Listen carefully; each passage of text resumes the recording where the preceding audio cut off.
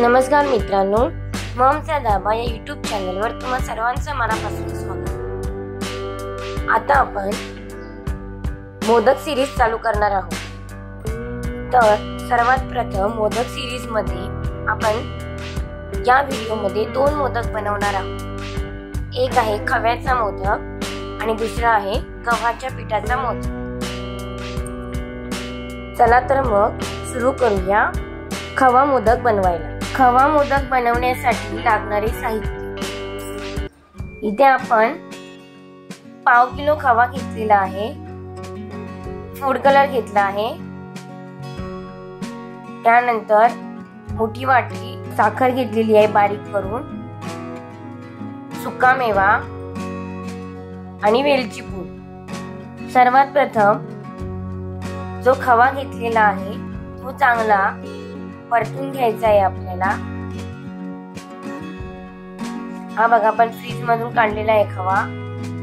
याला चांगला कढईमध्ये चांगला परतून घ्यायचा, भाजून घ्यायचा त्याला। आता बघा, आपला खवा जो आहे तो भाजून झालेला आहे। यामध्ये आपण येलो फूड कलर टाकायचा आहे। तुम्ही तुमच्या आवडीप्रमाणे कलर टाकू शकता। आता आपला जो खवा जो आहे तो एका ताटामध्ये काढून घ्यायचा आणि 15 ते 20 मिनिटं थंड करत ठेवायचं, कारण खवा जो असतो दुधापासून बनलेला असतो आणि त्याला तूप सुटतं। मग ते लगेचच जेव्हा गरम गरम असतं त्यावेळी मोदक करायला घ्यायचे नाही, थंड झाल्यावर मोदक करायला घ्यायचे। आता यामध्ये आपण बघा पिठी साखर टाकतोय, म्हणजे आपण जी मिक्सरला लावलेली साखर। तुमच्या आवडीप्रमाणे किती गोड आवडतं तुम्हाला त्याप्रमाणे कमी जास्त प्रमाण घ्यायचं आहे। त्यानंतर सुका मेवा टाकलेला आहे, बदाम काजू चांगला मळून घ्यायचा, मिक्स करून घ्यायची साखर। आता आपण मोदक बनवायला सुरुवात करायचं आहे। हे मोदक साच्यामध्येच बनवतात। सर्वात प्रथम आपण साच्याला तूप लावायचं, त्यानंतर आपण जी बदामाचे छोटे छोटे बारीक पीस केलेले आहेत ते या साच्यावर ठेवून द्यायचे। आणि आता आपल्या हे जे खव्याचं सारण आहे ते ह्या मोदकाच्या साच्यामध्ये भरायचं, व्यवस्थित दाबून भरायचं। चांगलं दाबायचं आहे तो साचा बंद करताना, जेणेकरून मोदकाला ज्या कळ्या आहेत त्या छान पडतात, मोदक पण खूप सुबक दिसतो।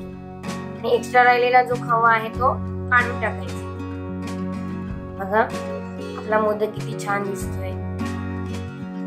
अशा प्रकारे मोदक तुम्ही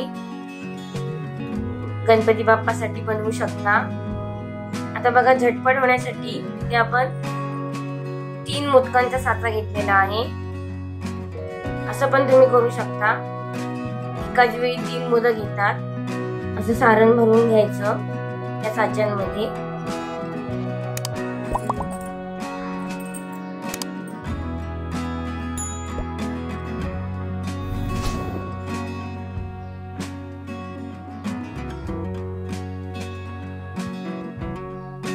व्यवस्थित भरून झाल्यानंतर साचा आहे तो दाबायचा आणि हे राहिलेलं जे पोकळ जागा दिसते त्यामध्ये पण आपलं सारण भरून घ्यायचं, जेणेकरून मोदक जो आहे तो भरीव साच्यातून बाहेर पडतो।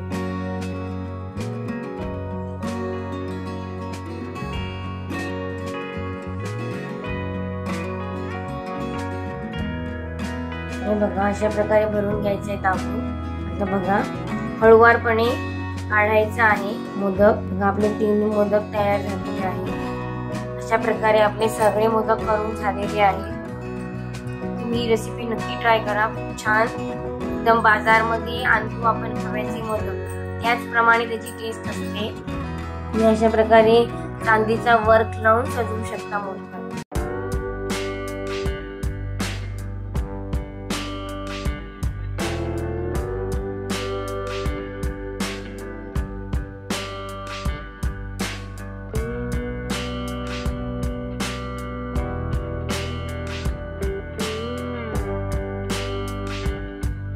आता आपण दुसऱ्या मोदकाची रेसिपी चालू करणार आहोत।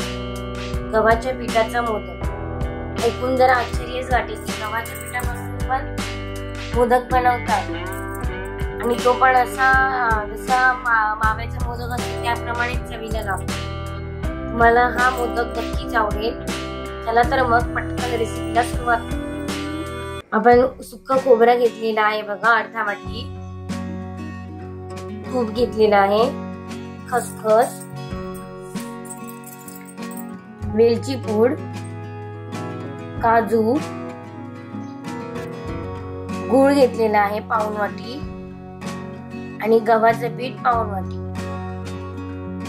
गव्हाच्या पिठाचं आणि गुळाचं प्रमाण एकच ठेवायचं आहे। तर बघा, पहिल्यांदा आपण तुपामध्ये खसखस आहे ती चांगली भाजून घ्यायची।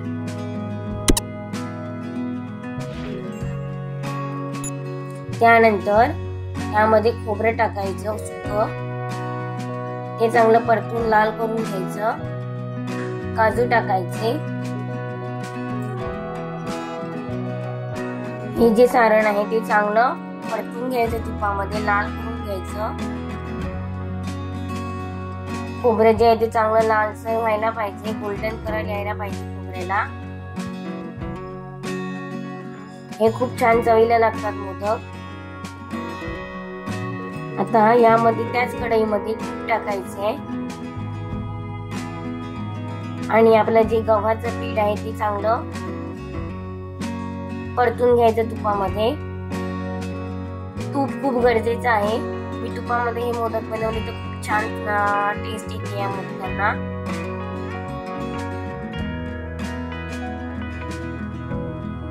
हे बघा, असं एकत्र व्हायला पाहिजे आपलं जे पीठ आहे ते गव्हाचं। आणि हे पीठ थंड होऊ द्यायचंय। त्याच कढईमध्ये आपण आपलं जे गूळ आहे ते विरघळवून घ्यायचं आहे। तुम्ही तुमच्या आवडीप्रमाणे कमी जास्त करू शकता प्रमाण, परंतु पाऊण वाटी गव्हाच्या पिठासाठी तेवढंच गूळ लागतं आपल्याला। थोडंसं मीठ टाकायचं, वेलची पूड टाकायची आणि आपण जे मगाशी खोबरं भाजून घेतलेलं होतं हे सगळं जे मिश्रण आहे ते एकत्र एकजीव करायचं।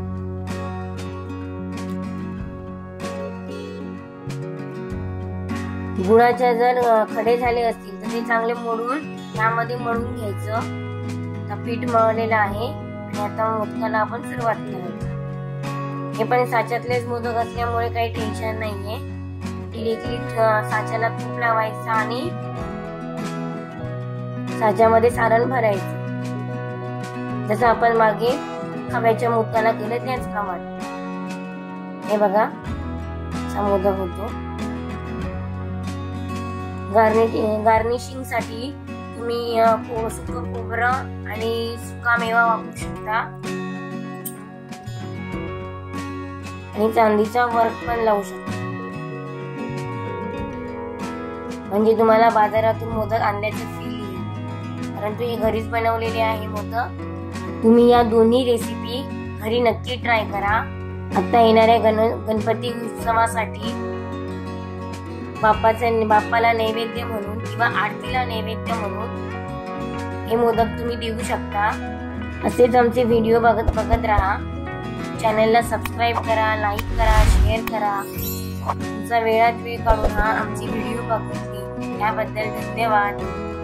आणि कमेंटमध्ये तुम्हाला जर कोणता मोदकाची रेसिपी हवी असेल तर आम्हाला नक्की कळवा। आणि जर तुम्हाला कोणत्या मोदकाची रेसिपी पाहिजे असेल तर आम्हाला कमेंटमध्ये नक्की कळवा। धन्यवाद।